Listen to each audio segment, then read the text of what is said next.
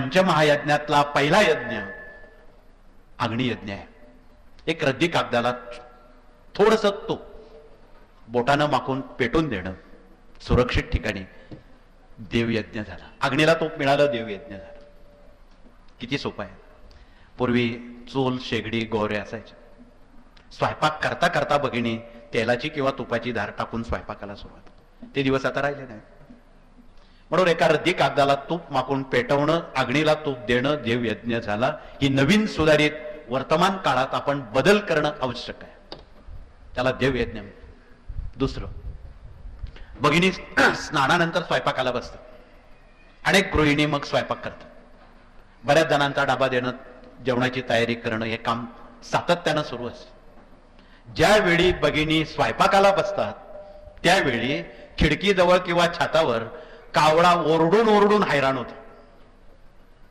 आमच्या जुन्या भगिनी म्हणायच्या, कोणीतरी पाहुणा येणार आहे. खरं तर पाहुण्याचा आणि कावळ्याचा काय संबंध आहे? परंतु प्रचंड अज्ञान.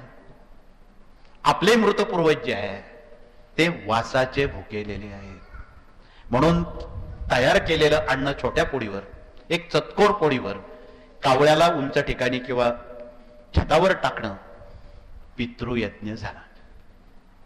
पितर आपले आशीर्वाद देते, जे मृत पूर्वज आहेत ते आशीर्वाद.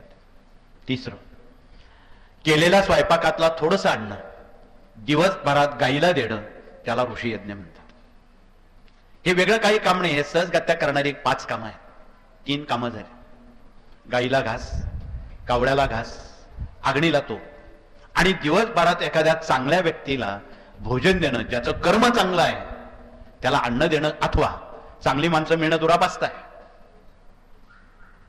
लहान मुलांना गोळी बिस्किट देऊन त्यांचा आत्मा तृप्त करणं, त्याला मनुष्य यज्ञ म्हणतात. झाली 4 काम.